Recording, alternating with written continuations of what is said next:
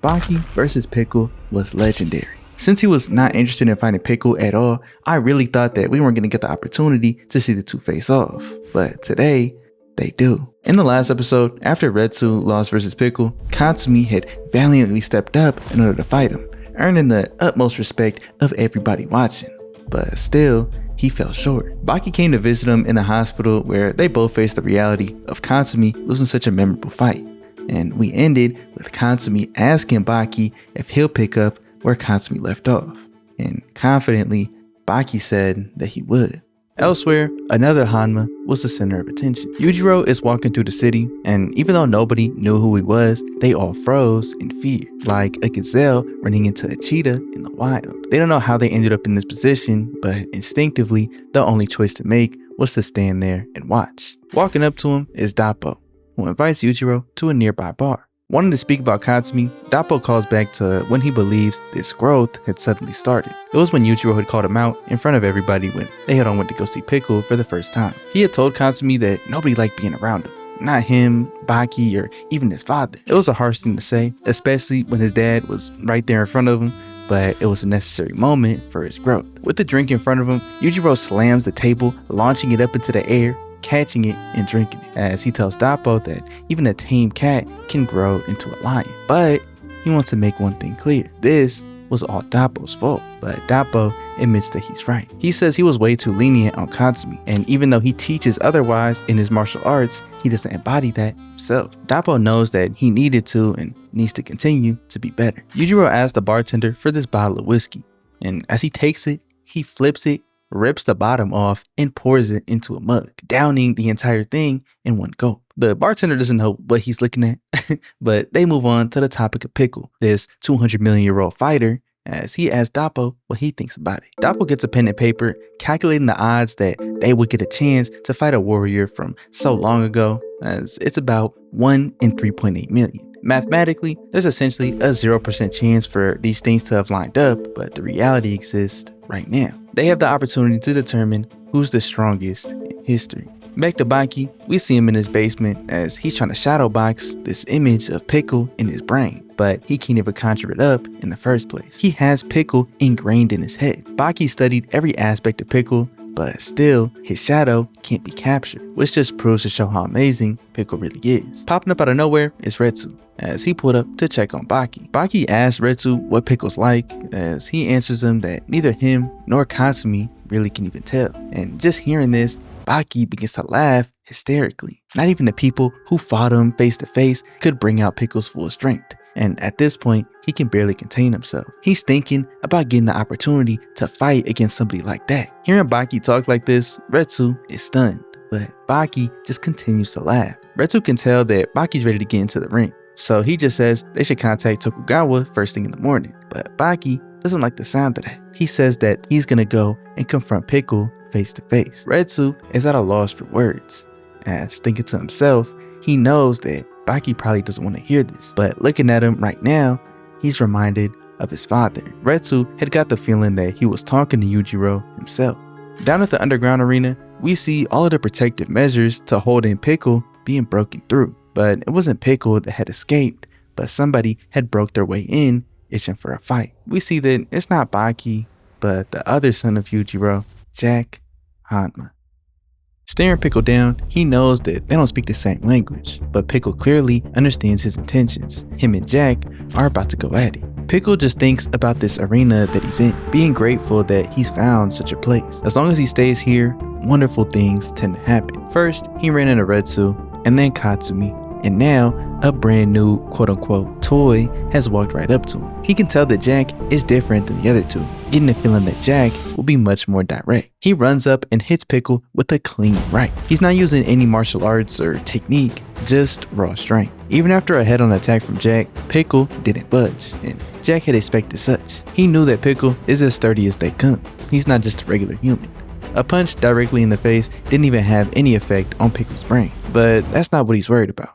He's more interested in Pickle's teeth. He's amazed that even through a direct punch, his teeth hasn't budged an inch. Conveniently, Jack says he's quite proud in the strength of his bite, as he's developed it to the point where apparently he can bite a coconut into shreds. He takes pride in his bite as he knows that Pickles is on another level as well. So he challenges Pickle to a bite-off. Pickle clearly understands this as well. The two most powerful bites, one of the Jurassic era and two of the modern era, bolt towards each other, ready to clash.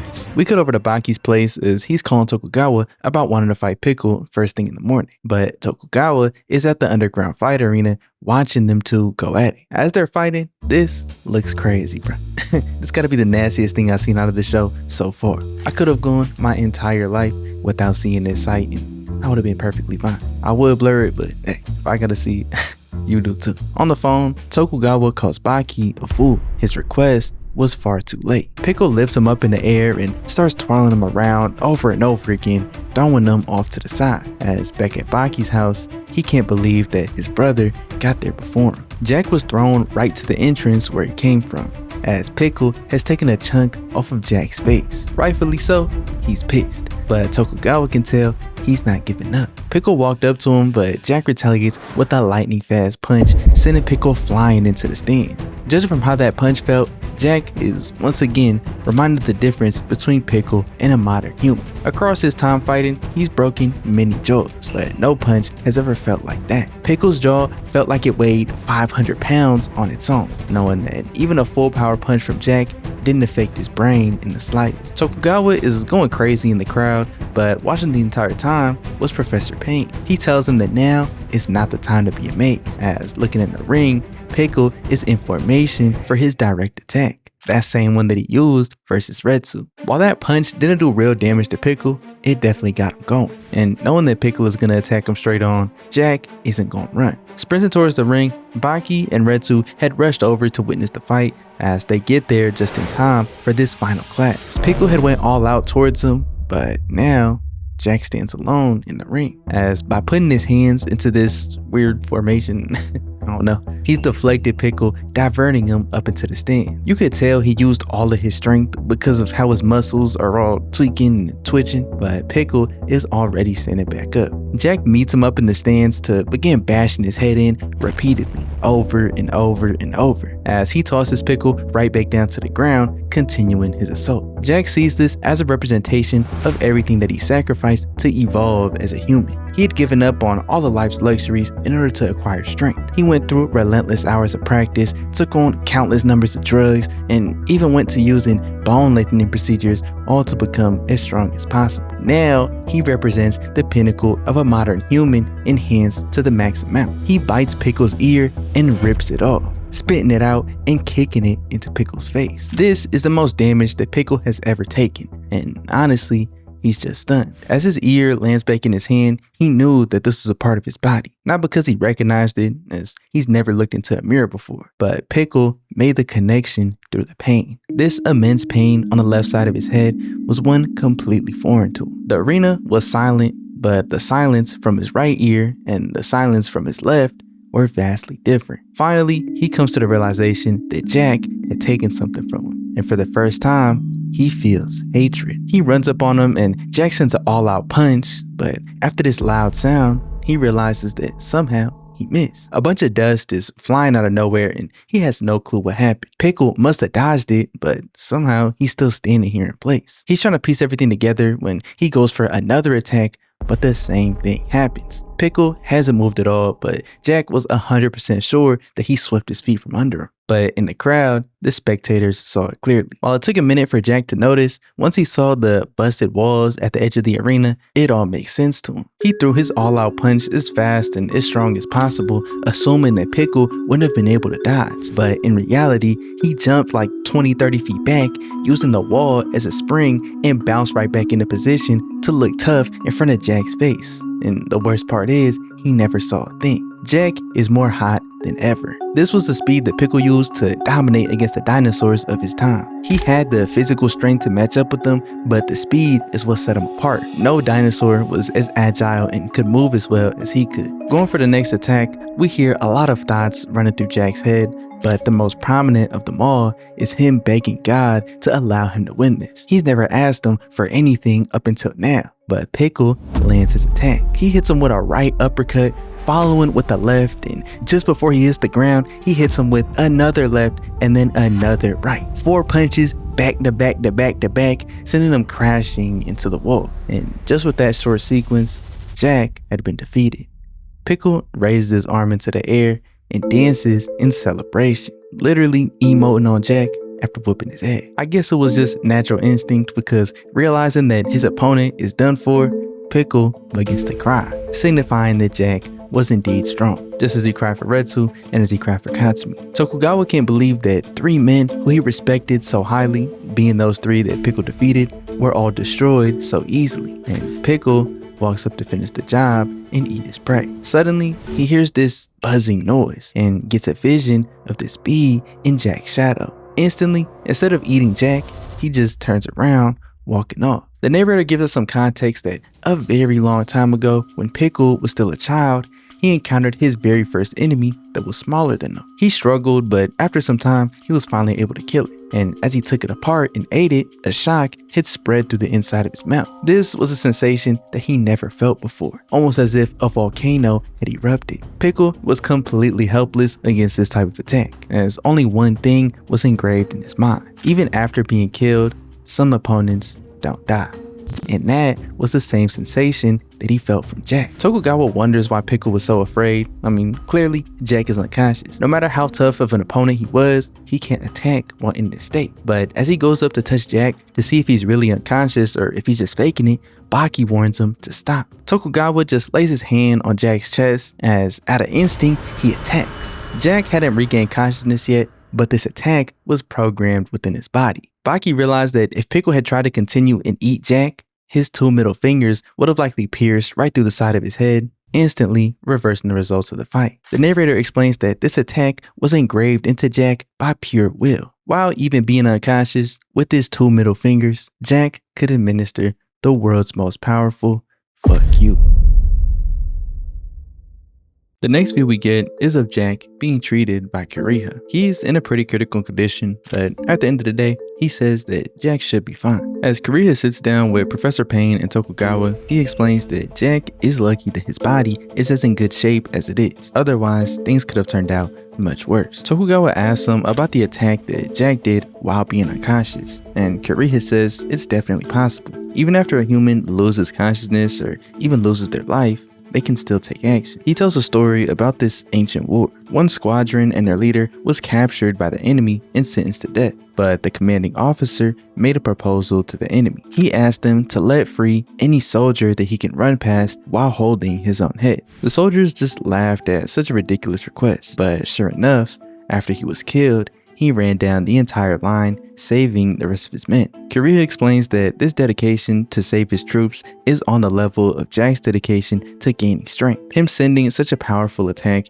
after being unconscious isn't out the realm of possibility. He very much could have ingrained into every cell of his body that even after defeat, he would still find a way to win. Suddenly, the nurse bursts through the door, telling them that Jack is gone, and Kiriha isn't even surprised. Back at the underground fight arena, Jack shows up, apologizing to Pickle for leaving in the middle of their fight. He sends a kick right there to Pickle's face, starting the fight back up right then and there. Jack kicks this man 5 times in a row as Pickle begins to run. The narrator chimes in, saying that Pickle hadn't actually taken that much damage. While Jack was powerful, Pickle is used to attacks from people that weighed 10, if not 100 times his weight. So the reason he was running wasn't out of fear of being killed, but it was the fear of facing a man who wouldn't die even after death. Throughout all of his battles, death was the final outcome. If Pickle could kill his enemy, then he won and it was over. But with Jack, it was different. Jack is walking this man down outside of the arena, and his Pickle is just continuing to try and flee. But after a few minutes of this, his pride takes over. Pickle is a proud fighter, an undefeated one at that, and that won't let him turn his back on his prey for this long. Pickle runs up, sending out an attack, making this man do 360s over and over and over before it finally crashed into the ground. The people around have no clue what's going on, but after this simple attack, Jack is unconscious once again. The narrator says for the second time in his life, Jack had lost twice in one day. I think it's significant that the narrator mentioned that once again, Jack had taken 2 losses in a day. I'm assuming that's a reference to the OG series and something that happened. I'm not sure yet. Once again, you gotta get around to it. Later in the day, Jack finally wakes back up in that same hospital that he was in this morning. Both Professor Payne and Tokugawa are telling him that's enough. He had went out and fought this historical treasure twice in a day, and they could tell he wants to go back for a 3rd time. But Jack completely ignores them. Jumping out of bed, he runs out into the hallway only to see his younger brother, Baki. This seems like the last person that Jack had wanted to see. You could tell he's already pissed. Baki is just telling him to give it up. He understands Jack's pain as a fighter, but enough is enough. He chooses to ignore Baki, but Baki just screams at him, telling him that he's washed. Jack doesn't know what Pickle did to him. We see that while Jack was unconscious, Pickle had carefully brought him up this building, making sure not to cause any more injury to him. He tied him up against his pole because he no longer saw Jack as an enemy, but as merely food. And after hearing this, Jack just screams. We cut over to a conversation between Tokugawa and Yujiro, as Baki has decided to wait in the underground arena for the right time to fight Pickle. They're just staring each other down over there, as Tokugawa thinks it's a problem that there are no spectators. He asks Yujiro if he thinks that Baki could really win. After all, Retsu, Katsumi, and Jack were all defeated, 3 fighters who are capable of defeating Baki. But Yujiro interrupts him, explaining that Baki has something that those other 3 don't. He has undeniable proof of the Hanma bloodline. Tokugawa's confused because Jack is literally his brother. He's got the same blood in him. But Yujiro explains that the Hanma blood runs thin inside of Jack. After all, he lost, and somebody with Yujiro's blood would never lose. Tokugawa is at a loss for words, witnessing Yujiro's pride and ego, asking him why he doesn't go fight Pickle himself. And upon hearing this, Yujiro just has this devious smile on his face, slamming the ground for some reason and slicing through this panel of the floor. He says that Baki and Pickle were destined to fight each other, and the one left standing is going to be Yujiro's next prey. Baki, in the underground fight arena, realizes that Pickle isn't fighting him yet because he's not hungry. But after hearing a conversation between Professor Payne and Tokugawa, we learn that Pickle's food situation is already handled. Since Pickle killed that T-Rex, they're having him live off of it for the next couple of years, while his team of scientists is already working on genetically re-engineering the food so that Pickle will never go hungry again. While that's great for Pickle and his preservation as a historical artifact, it means that Baki will never get his chance to fight. In the ring, he realizes this when a team of scientists wheels in this chunk of T-Rex meat for Pickle to eat, as Pickle grabs it, starting to go to town. Baki can't believe what he's seeing, but Pickle just offers him some, and after insisting, Baki tries it, saying that actually, it's not that bad. We see Tokugawa having a different conversation with Hanayama, explaining that he had this little scuffle with Pickle out in the street. Tokugawa can't believe that he missed it, but Hanayama explains that Pickle is just like them. He's a proud fighter. Those two sitting in the ring will have to face each other eventually, regardless of whether Pickle's hungry or not. Back with Baki, he suddenly gets an idea. He walks up to Pickle and standing right there between his legs, he slightly taps the side of his face. And even though Pickle knew Baki was just trying to provoke him, he couldn't help but be engulfed in rage. The narrator gives some context on this UFK fight between Lorian Grassi and Timo. Grassi was clearly the favorite, but Timo put up a shockingly good fight. And even though he lost, reporters asked him what the cause of this superhuman gain in strength was. Timo explains that Grassi had slapped his cheek very gently, with no malicious intent at all. It was so condescending and provoking that it brought out this next level of rage in him. Back in real time, Pickle pushes Baki all the way to the edge of the arena, as Baki, with nearly tears in his eyes, just thanks him. He knows that Pickle has evolved. For the first time in his life, he's not fighting for food, but solely to defend his pride. Retsu was already there watching from above, and he's joined by Tokugawa and Hanayama. They see that the strongest human of the Jurassic era is about to fight the esteemed Baki Hanma, and they have no clue what the result's gonna be. Baki's first attack was this roundhouse kick, and just with that, he's knocked Pickle down, already putting him on a different level than the other people who had fought him before. It took Katsumi sacrificing all of his limbs in order to knock Pickle down to the ground, and Baki just did it with one attack. They're confident that Baki is gonna show Pickle how fighting truly is. It's not an act of survival or a means to eat, but there's a real culture around it that he must understand. Pickle hasn't even gotten back up yet, but Baki attacks him again and again and again. again. As Baki grabs onto Pickle, putting him in this chokehold, they're starting to think that he's really gonna kill him, but in the ring, he knows that he doesn't have to go that far. They're having a fight, but not a fight to the death. He grabs onto Pickle as Pickle just escapes up into the air. He jumps all the way up to the nosebleeds, grabbing the guardrail as he falls back down to the floor. This drop is almost 100 feet. And everybody in the crowd knows that this can't end well. As they slam into the floor, somehow, after the cloud of dust clears, both Baki and Pickle are still on their feet. The three spectators can understand Pickle surviving that fall, but they're shocked with how much tougher Baki is than they had originally thought. Though in the ring, we can see that Baki has this lack of presence in his eyes, as Pickle just slowly approaches. Tokugawa sees Pickle stepping in on him and begins to wonder if Baki has already lost consciousness. We don't know what Pickle's about to do, but as his hand gets close, Baki smacks it away. Hearing from Baki's point of view, he says that this is all he's capable of. The damage from falling from over 100 feet up in the air to Baki is similar to when he fell off the jungle gym when he was a little kid, or at that time that he fell off the swing. These comparisons are ridiculous.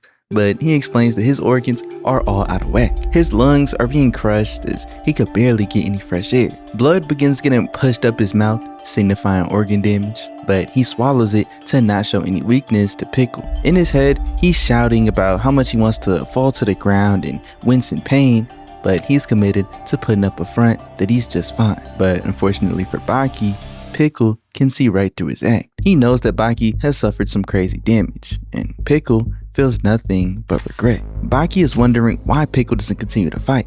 He doesn't want any pity from him, but Pickle is genuinely sad that he treated his toy too rough. He had played too hard. As he gets down on his knees, Pickle puts his hands together, praying that Baki heals, but Baki just smacks him away. He can barely deal with the humiliation of his opponent praying for his safety and his recovery. He could barely speak, and he knew that Pickle couldn't understand him, but with his broken voice, he just yells, "Don't you dare pray for me." He feels even more pain from forcing the words out, but Pickle just gets back up on his feet, finally ready to throw a punch. But as he does, it stops right in front of Baki's face as he lightly taps him on the cheek. At first, I thought this was payback for what Baki had did earlier to provoke him, but the reality was much worse. Retsu can't believe it, and Hanayama can't even bear to watch. Pickle is throwing these soft punches, just barely tapping Baki, showing him that his fists aren't dangerous. He's doing this to make Baki feel more safe while he's around him. Before, Baki's brain would react to these immense amounts of physical damage. That's how he got himself going. If you remember that fight versus Oliva, after taking a real punch from him, he was able to push himself to another level. But this time, his brain reacted in the complete opposite way. Pickle's punches had zero power behind them, but they hit Baki right where it hurt the most, his pride. Baki just walks off and out of the ring, as Hanayama can't believe what he's about to do. He stands on the railing and jumps right off, but this time when he lands, he's sitting perfectly on the ground. He flips up onto his feet, telling Pickle not to worry about him. At this point, Pickle's confused, and I am too. I don't know why he did that. Pickle knew that Baki was putting on an act. This was some type of camouflage, but normally camouflage was a means to survival. Baki going back up to re-inflict that same damage that hurt him in the first place doesn't make any sense. No animal that he's ever run into would do something like that. Quickly, Baki throws a punch with his right and pulls back. Tokugawa was confused because he missed, but Baki continues, jumping up into the air and sending out a kick this time. He seems to have missed both attacks, just barely, but suddenly, Pickle falls straight to the ground. He quickly stands back up, but as he tries to walk, he falls once again. The spectators all look to Retsu in order to explain what's going on, as he says he's not 100% sure, but it looks like Baki, rather than just making a direct hit, just barely grazed Pickle's jaw. Since even a direct blow from Baki wouldn't phase Pickle's brain, and he knew that, an attack more focused on speed that barely just struck the skin of an unguarded jaw was enough to make Pickle's brain rattle back and forth. The first one sent Pickle's brain rattling, but the second one made it go even faster, as from Pickle's point of view, he's more confused than ever. He was simply standing like he always did when suddenly the ground rose up to his face. He really had no clue what was happening, as Baki, who was just on the brink of death, had seemingly transformed into this sorcerer who could move the ground. To be honest, Pickle was scared. but his pride wouldn't let him run. Against every enemy that he's faced, he was able to conquer it. No attack was enough to keep him down, and he grew confident because of that. Even arriving in this strange new time where everything was new to him, he was challenged and attacked by many different people in many different ways, but he withstood all of these challenges and overcame them. But this interaction with Baki was beyond his imagination. Pickle didn't know how to move the ground. He never even thought about trying to do that and wouldn't even know where to start. Even the most mighty of enemies from back in his time couldn't do that, but Baki could. In Baki's mind, he knows that he hasn't recovered enough to attack Pickle head on, so he opts in for his next best option. He completely loosens his body, walking up to him as Retsu is shocked, calling Baki a true genius. Retsu says that he should have thought of this whenever he went against Pickle. Baki just apologizes, saying that he's about to do something a little bit mean, as he turns around, spins back, and swings his arm, slapping Pickle right on his back. Pickle begins to scream in pain. Normally, he's so sturdy and tough that even the strongest attacks from these extremely strong martial artists wouldn't even faze him. But now, he can't even stand because of all the pain. Hanayama looks to Retsu once again for an explanation, as he explains that this is the whip strike, the type of attack that affects all humans regardless of how much you train. If y'all remember, Yanagi, back from the original arc with the 5 convicts, had used this strategy, and Baki had used it against him in order to take him out. Catching up on it a little bit, Retsu explains that as Baki loosened up his entire body, it strangely makes his arms and his legs increase in weight. The act of flinging them around and making an attack directly on the skin, which is the largest organ in the human body, will cause immense pain. Baki continues to slap Pickle with these whip strikes, as eventually Pickle is forced into a defensive pose for the first time in his life, and Baki is still staring him down. Now, after feeling such immense pain, it kicks Pickle into his own next gear, as he gets into position for his direct attack, that same one that he used to take out Retsu. Baki knows that against this, he can't whip strike anymore, so he shifts into a new stance, the stance of the tiger. Retsu is once again explaining this to the other two, since he knows all the more technical terms about the forms, stances, reasoning, all types of stuff. And Baki shifts from a tiger into an eagle, moving on to a mantis, then a monkey, then even a bear. Retsu can only describe this performance as masterful. Baki is seamlessly integrating all these different styles, one after another, but at the end of the day, Baki must remember that all of these animals that he's emulating would cower in fear when faced in front of Pickle. Unfortunately, even if he combined all of these together, he could never win. Baki just looks up into the air, raising his hands, as Retsu is having trouble deciphering what animal he's trying to emulate. He can tell that it's big, sturdy, and powerful. Maybe something like an elephant or a rhino, but not quite. Baki transforms into a triceratops. This makes Pickle extremely shocked because he can sense an enemy from back in the day. Baki, who wasn't even half of Pickle's size, is now giving off that same feeling as one of his most powerful rivals. But Baki quickly leaves that formation, moving into a pterodactyl and then a T-Rex. Pickle is literally shaking at this point. He has no clue what's going on. Baki, a man not even 6 feet tall, had gone from being on the verge of death to a combined form of all the strongest beasts that had ever roamed the earth. Pickle couldn't explain it as anything else other than magic.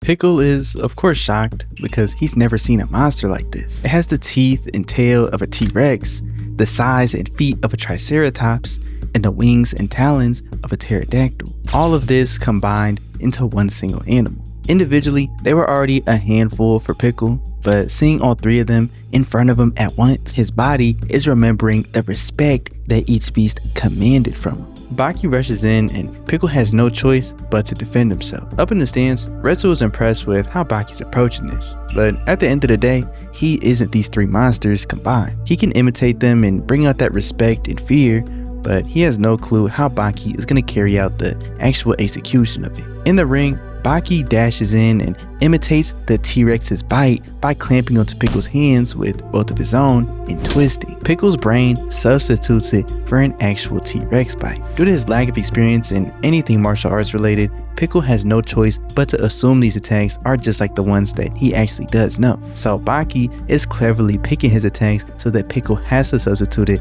with something he can understand. Baki runs in with another attack, but this time Pickle has a response. He leaves the ground and jumps to the edge of the wall as the narrator gives us a little explainer. We see the origin behind the poses that sprinters use to achieve maximum speed. It was a question pondered for decades, with many runners trying many different forms. Over time, people figured out that the closer you can get to a horizontal position, the faster your launch would be. So sprinters use starters in order to get the body as close to horizontal as possible, but it still isn't a full 90-degree angle. Though today, one man has fully achieved that horizontal position as he launches off of a wall. The narrator explains that it took less than 1 second for him to make contact with Baki. But before we can see the action, we get a post-game interview with Retsu.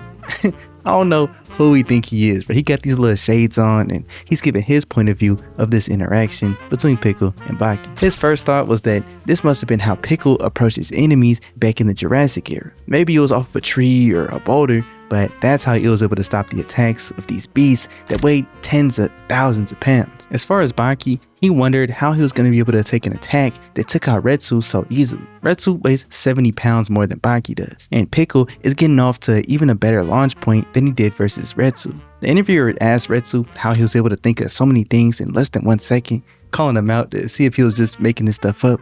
But Retsu gives the perfect example. He says it's like taking a delicious bite of rice with curry. You can taste the spiciness, the sweetness, the saltiness.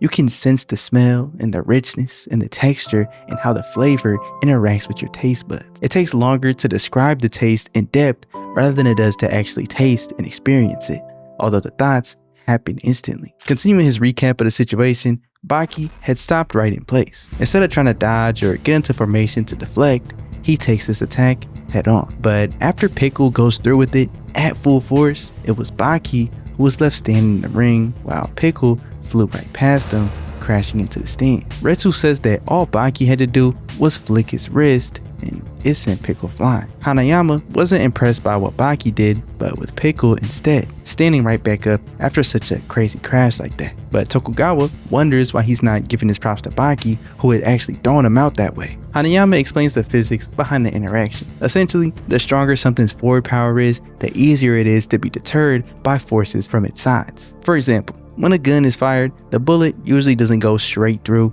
but it gets veered off in a path by the soft internal organs, causing it to exit in another place from where it entered. Retsu then explains this whole situation that it reminded him of from this famous fight back in 1964, Sonny Liston versus Cassius Clay, the heavyweight title match. This heavy right was thrown by Liston and it was delivered with so much power, but Clay was able to masterfully deflect it and throw Liston's shoulder out of socket. Some experts thought that it was Clay's power that dislocated Liston's shoulder, but in reality, Liston's own force worked against him. Suddenly, in the ring, after sending Pickle up into the stands, Baki begins to mark his territory. This is another act of provocation because he knows that Pickle feels very strongly about this place. This is where he's had all of his fights, aside from the Katsumi one. This is the only place he feels comfortable in this strange era of time that he's found himself in. Baki's actions work to a T. Pickle jumps down furious as Baki says he's done with all the games.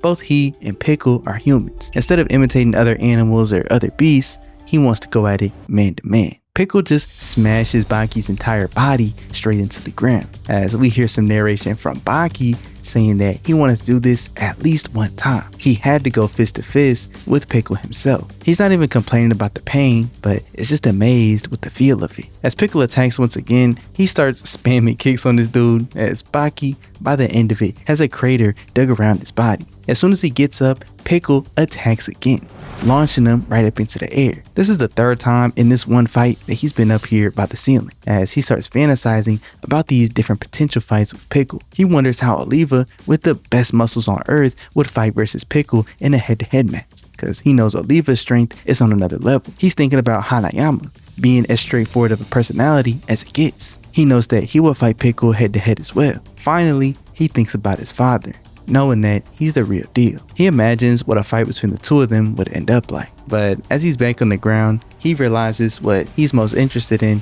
is how Baki, Hanma, would fight in this situation. As Pickle attacks again, Baki dodges. As continuing this narration, Baki says that for the past 18 years, he's lived to win. He's followed in the footsteps of the most powerful being on Earth in order to defeat him and avenge his mother. Baki knows that he feels hatred for Yujiro, but at the same time, he feels a sense of admiration. He admires Yujiro's strength. As a fighter, he's flawless. In a strange way, he trusts his father simply because he knows he's the strongest. He pictures himself fighting against those fists and dodging those kicks. If he could keep up with those, then Pickle shouldn't be a problem. Baki enters this ultra instinct-like flow, dodging Pickle's attacks by literally hairs. As punches continue, Baki's movements become more precise as the margin of error shrinks with each blow. Over time, it looks as if Baki isn't even fighting, but performing a dance. Pickle, after throwing all these attacks and not landing a single one, comes to this new realization about Baki's speed. He's seen speed from other animals in the water and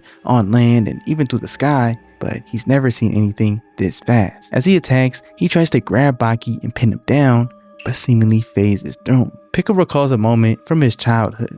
When trying to catch this butterfly, he consistently failed over and over, even when he was sure that he had it. From then on, he understood that there were some beings that could travel through his body. We then hear a story about this karate master known as the father of karate. He claims that he's been attacked and charged many times throughout his life, but at the very last second of each attack, he would dodge them. One day, during practice, this karate master claims that he phased through his opponent. The act of circling his opponents over years and years and years had caused him to eliminate all unnecessary movement. As he began to phase through his opponent's attacks, and we see Baki do the same thing to Pickle in the ring. Pickle is confused, but up in the stands, Retsu can't believe the developments of Baki's skills. He wonders if he could do the same. If he, Retsu Kaio, could replicate Baki's skill. He's even thinking about Doppo, Shibukawa, and even his own teacher, Kaku. Not sure if any of them could do what Baki's doing right now. Pickle is unleashing attack after attack as Baki refuses to be hit by a single one of them. As suddenly, Baki finds himself right there at Pickle's feet. He's holding this imaginary sword as Baki attacks Pickle's weak spot. This dude punches Pickle straight in the nuts, bro. Even my stomach hurt just watching this. Pickle had been attacked here before by both Retsu and Katsumi, as the pain from both of those were engraved in his head. But this one was far worse than the both of those combined. He clenches his teeth and falls straight to the ground, starting to spin over and over and over. This looked crazy. And up in the stands, for some reason, as if he didn't have any, Tokugawa asked why a punch to the balls could cause so much pain. Out of all the explainers in this series, this has to be the craziest one. Retsu gives an in-depth explanation as to why the testicles are such an important vital organ and so prone to damage. While other organs like the stomach, the heart, the brain, they're all protected by muscles, fat, and bones. But the testicles need room and a cool temperature in order to produce sperm, which is why they separate from the body with nothing but a single layer of skin for protection. Retsu describes its importance and its vulnerability by comparing it to it being as if your heart was dangling between your legs, only protected by skin. Look at Tokugawa, absolutely terrified at the thought of it. In the ring, Baki looks down at Pickle as Tokugawa is thinking that it's over. But both Hanayama and Retsu have enough experience fighting to tell that Pickle's not done. They say that when you're attacked in your groin area, you make one of two decisions. Either you decide that you don't want to fight anymore and you just hope you can get away, or two, you get upset and swear right then and there that you'll get your payback. Pickle was a part of the latter. As getting up, he's foaming at the mouth, and Baki knows that the end of the fight is near. With Pickle staring him down, Baki noticed something along his skin, these puncture wounds. They look like wounds from a blade, but obviously they hadn't happened during this fight. Everyone in the crowd, alongside Baki, realized at the same time that the scars running across his front and his back could have only been caused by the teeth of a T-Rex. Pickle must have survived a ferocious attack, as in retaliation, the three of them, out of pure respect and with no communication between them, just applaud and give him praise. Pickle begins to move his joints around, which Retsu described as him going into full battle mode, his final form. Just look at how wild he looks in comparison to Baki. He doesn't even look human anymore. His body remembered those scars from before, which is why they're showing up now. Pickle, both mentally and physically, is at his peak. His durable body became even more durable, and his extreme strength became that much more extreme. Baki sees this and recognizes that Pickle's going all out, and he takes it as a compliment. While Retsu, thinking about humanity, realizes that humans have evolved in many ways as far as technology and knowledge, but in terms of the human body, they've lost a lot.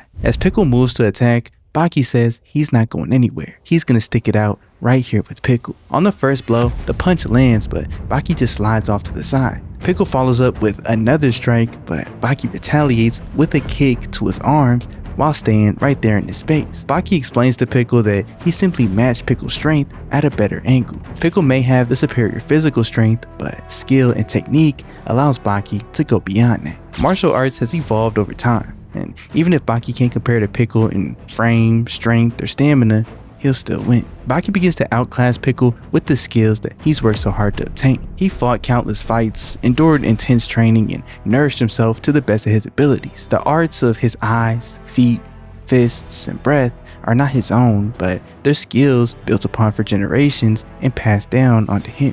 Baki recalls his history, as at the same time, he can imagine Pickle's history, seeing the enemies that he had to overcome in order to gain his strength, even including the more recent foes of Retsu, Katsumi, and Jack. They're all supporting Pickle through their battles as well. The spectators can't understand the developments that's happening, but they can all tell that this battle is coming to an end. Pickle sends out the attack as we see Baki processing it in slow motion. He's not sure what route he should take, but after reacting and talking to himself in third person, he's impressed with his own decisions. Baki decided not to block, but to dodge and retaliate using Pickle's own movements against him. Retsu still has this post-commentary segment.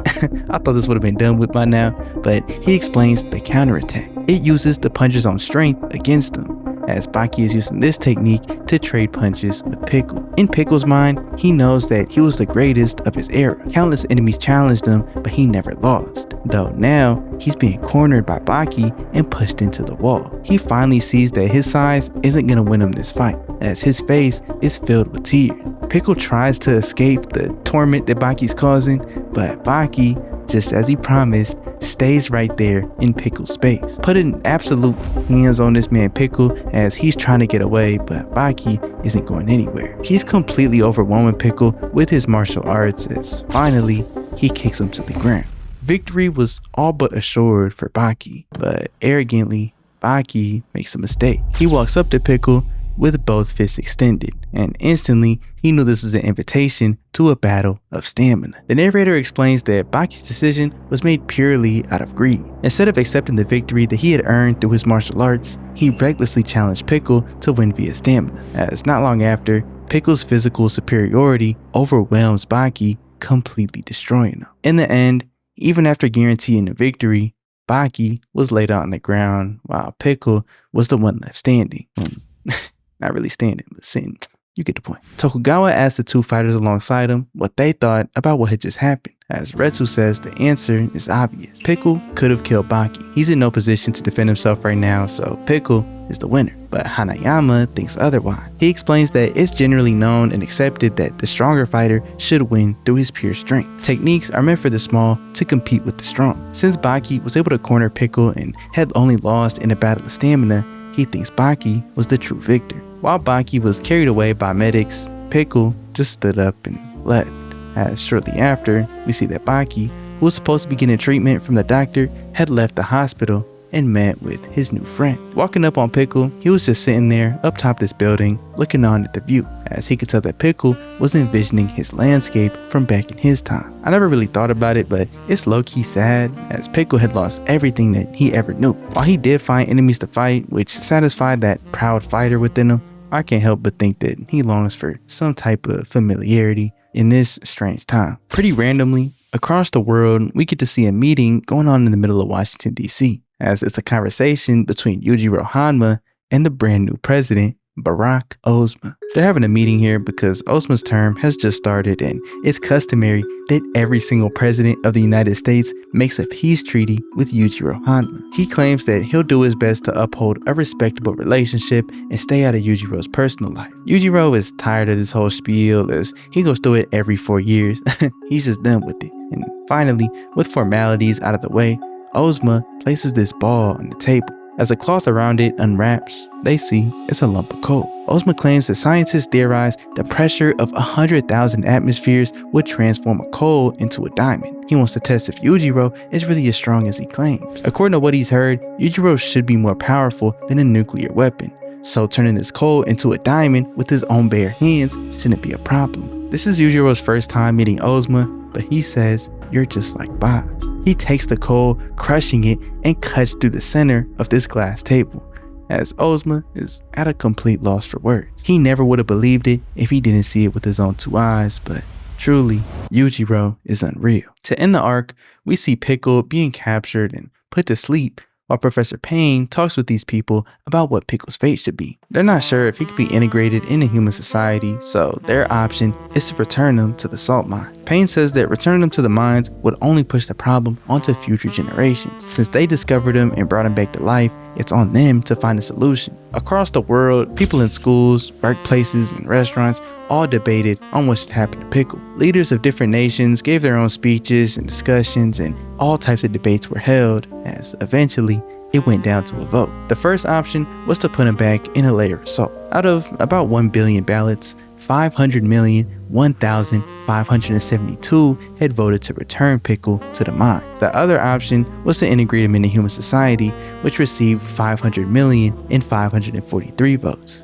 The margin was slim, only a 1,000 vote difference, but the people voted to put him back in the mines. Payne was disappointed, but it went down to a vote, and this was the decision that was made, so he has no choice but to go along with it. Walking with Gary, Professor Payne talked about the foolishness of humanity. He feels bad for Pickle and ashamed that they won't be the ones to discover the secret behind him. It sucks, but they don't really have much of a choice. Suddenly, something slams into the ground, as we see this statue of the face of a dinosaur. Appearing on top of it is Pickle himself. This was a message from Pickle to Gary. He brought this as a gift for Gary fulfilling his promise to take him to a place where there were others like him. He never forgot that promise that they made when they first met. And just like that, as quick as he came, Pickle disappeared. He wasn't captured and taken down to the mines like the vote promised, but instead had vanished into the depths of Tokyo.